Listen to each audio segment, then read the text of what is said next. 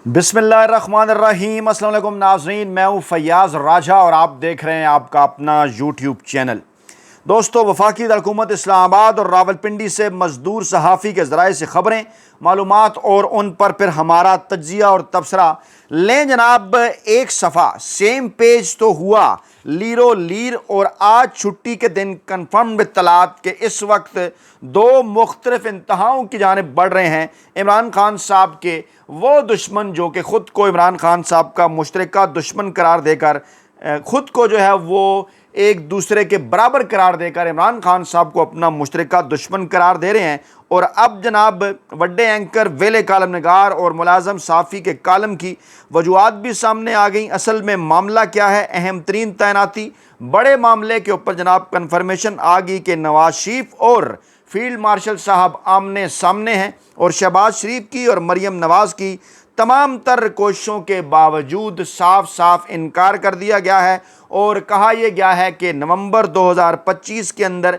नए नोटिफिकेशन के हवाले से मामला हर सूरत वकला और सुप्रीम कोर्ट के जजेस के ज़रिए सामने लाया जाए और ये सवालात ज़रूर पूछे जाएं कि क्या 3 से 5 साल होने वाली मुद्दत के लिए नया नोटिफिकेशन ज़रूरी है या माजी ही के 3 साल नोटिफिकेशन से काम चल जाएगा। ये बहुत बड़ा सवाल है और इस वक्त सूरत हाल ये है कि कहा यह जा रहा था कि जिसे हमने निज़ाम से बाहर कर दिया है, जिसे हमने सिस्टम से बाहर कर दिया है, वो कैदी नंबर 804 अडयाला जेल के अंदर बैठा हुआ निज़ाम का बाप इस वक्त वहाँ से धाड़ रहा है और उसकी धाड़ के जवाब में सुहेल वड़ाइच जैसे कालम निगारों को उतारा गया है जो कि मुसलसल ये मशवरा दे रहे हैं कि जनाब कुछ माफ़ी तलाफ़ी करके मामलात हल कर लिए जाएं। बल्कि मैं ये कहता हूँ कि सुहेल वड़ाइच साहब के इस कालम को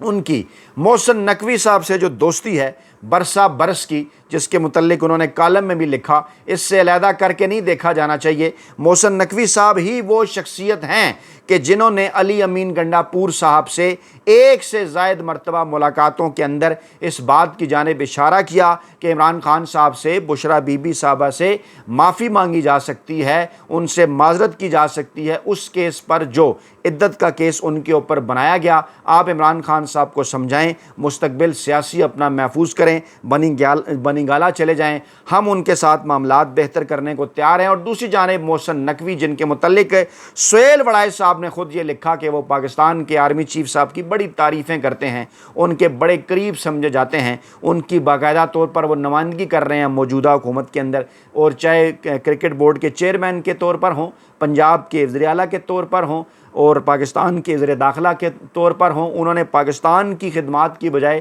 ताकतवर हलकों की खिदमात की हैं और सबको अच्छे से इस बात का अंदाज़ा है कि उसके बदले उन्हें क्या मिला, माजी में क्या मिलता रहा और आगे क्या मिलेगा। अब उन्हीं के करीबी ज़राए ने जनाब ये बात कन्फर्म की है, जिनका नून लीग के करीबी हलकों से ताल्लुक़ है, कि वो सफ़ा जिसके मुतल्लिक कहा जा रहा था कि जनाब बड़ा सेम पेज है, बड़ा मजबूत है और एक ही जगह इकट्ठे नज़र आया किया करते थे, अब ये कहा जा रहा है कि जब मरियम नवाज़ साहबा की जानिब से कहा गया कि आर्मी चीफ साहब मेरे भाई हैं, और फिर कुछ लोगों ने यह सवाल किया कि ख़ास तौर पर उनको ये बात करने की आखिरकार ऐसी ज़रूरत क्या पेश आई? क्या वो जो एक प्रोपेगेंडा हो रहा था या एक कुछ सवालात उठाए जा रहे थे उनकी और आर्मी चीफ साहब की तस्वीर के हवाले से मुसलसल कई फंक्शंस के बाद और मानी खेज़ अंदाज में मरियम नवाज़ साहबा का उनकी जानिब देखना या कुछ मखसूस एंगल या जो है वो कुछ इस किस्म की तस्वीरें आर्मी चीफ साहब की और मरियम नवाज़ साहबा की कि जिनके ऊपर कुछ सवालात उठे कि क्या वजह है कि पंजाब की वज़ीर आला के साथ तो हर एक तकरीब के ऊपर मौजूद रहा जाए,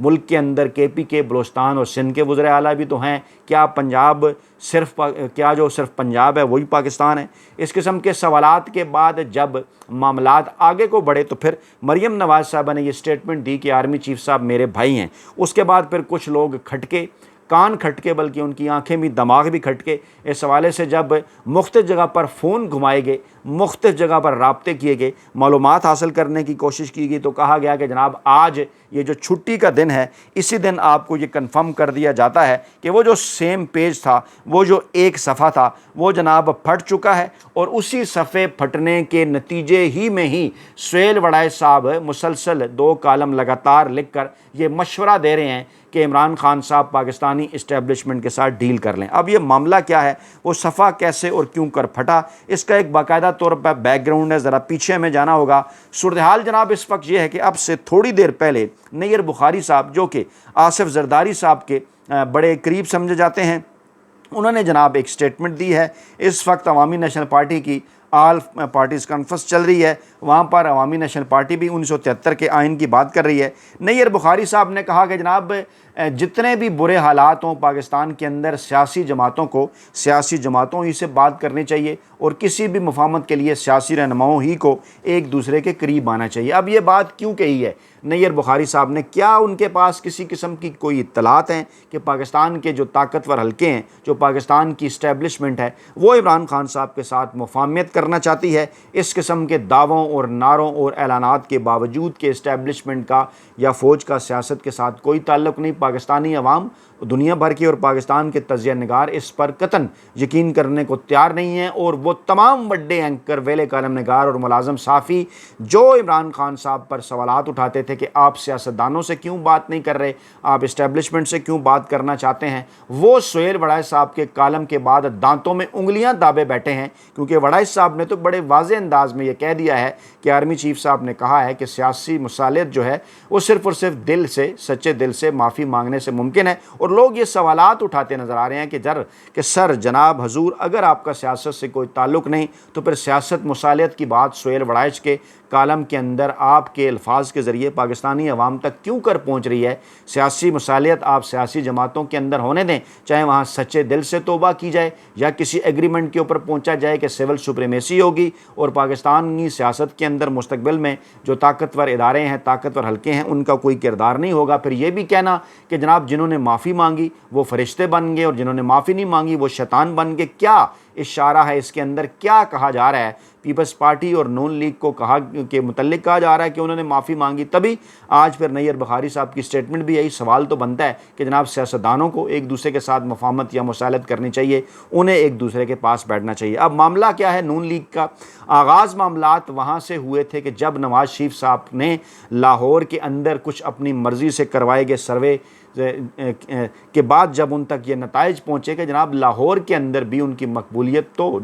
इस वक्त सिंगल डिजिट में पहुंच चुकी है। इस वक्त अगर 100 लोग हैं लाहौर के वोटर्स तो उसमें से कोई 6 या 7 लोग जो हैं वो जनाब नून लीग को वोट करना चाहते हैं। डबल डिजिट के अंदर भी उनकी जो मकबूलियत है वो नहीं रही। इसी तरह के मामलात और हालात पूरे पाकिस्तान के अंदर हैं, पूरे पंजाब के अंदर हैं। और जब फिर इस किस्म के इशारे मिलना शुरू हुए कि आगे चलकर पंजाब और खैबर पख्तूनख्वा की नशिस्तों में कमी के नतीजे में नून लीग का किरदार कम हो सकता है, पाकिस्तान तहरीक इंसाफ सातों कईयों में पाकिस्तान की मकबूल है, इस किस्म के हरबे और हरकतें आजमाए जाने के बावजूद पाकिस्तान तहरीक इंसाफ बासानी सादा अक्सियत की जाने पहुँच सकती है। जबकि नून लीग तो सिर्फ पंजाब नहीं, सिर्फ पंजाब के जीटी रोड नहीं बल्कि जीटी रोड के ऊपर भी मौजूद चंद हलकों की जमात बनकर रह गई है। और वो जो इनका वोट को इज़्ज़त दो का बयानिया था, वो जो ये नारा लगाया करते थे कि जनाब हम बड़े सिविल सुप्रीमेसी के चैम्पियन हैं, वो तो जनाब 8 फरवरी 2024 को इस तरह से दबरदूस हुआ। और इसके बाद फिर जिस तरह से ताकतवर हलकों की गोद में बैठकर नवाज़ लीग इक़्तिदार तक पहुंची और उसके बदले में उन्होंने क्या किया कि किसी तरीके से मरीम नवाज़ साहबा की सियासी लॉन्चिंग हो जाए, शहबाज शरीफ को इक़्तिदार मिल जाए, हम पर से केसेस ख़त्म हो जाएं और हम इमरान खान साहब से कोई बदले ले सकें। बदले का लफ्ज़ मैं इसलिए इस्तेमाल कर रहा हूँ क्योंकि ये इस्तेमाल करते हैं, हालांकि बदला तो ये होता है कि खुदा न खास्ता इमरान खान साहब ने इनके साथ कोई ज़्यादती की और जवाब में ये करें। इमरान खान साहब के दौर में सिर्फ एक केस बना, उसकी वजूहत भी आपके सामने है। तमाम तर केसेस माजी से चलते आ रहे थे, नैब की तमाम तर कार्रवाइयाँ आपके सामने थी, इन्होंने एक दूसरे के ऊपर केसेस बनाए। इस्टेब्लिशमेंट ताकतवर हल्के ख़ुद भी मुसलसल ये बात करते रहे कि जनाब ये तमाम के तमाम केसेस दुरुस्त हैं और पाकिस्तान में इन दोनों के दौरे हुकूमत के अंदर करप्शन जो है वो बड़े अरूज पर रही है। लेकिन मामला ये हुआ कि उस वक्त क्योंकि ये वो कहते हैं ना कि जनाब इस किस्म की जो भी एका होता है, इस किस्म का जो भी इत्तफाक होता है जो किसी के बुग़्ज़ में किया जाता है, जो अपने ज़ाती मफादात को सामने रख के किया जाता है, बिलाखिर इसके ऊपर लड़ाई तो होना होती है। और इमरान खान साहब जो बड़ी बहादुरी के साथ तीसरे साल में दाखिल हो चुके हैं जेल काटने के, 2 साल उन्होंने मुकम्मल कर लिए, तीसरा साल शुरू हो गया। तमाम तर उन पर तनकीद करने वाले, उनकी मुखालफत करने वाले, उन पर तंज करने वाले हैरान बैठे हुए हैं, पशेमान बैठे हुए हैं कि जिसके मुतल्लिक हम कह रहे थे कि वो 2 दिन जेल नहीं काट सकेगा, उसने तो बड़ी बहादुरी के साथ 2 साल तक जेल काट के दिखाई। और अब वहाँ से ये इत्तलात आ रही हैं कि जनाब आखिरी हल यही है कि इमरान खान साहब से एक्सरसाइज से मुतल्लिका जो सामान है वो भी छीन लिया जाए, उन्हें किसी तंगो तारीख कोठरी के अंदर कैद कर दिया जाए, तो शायद फिर किसी मौके पर जाकर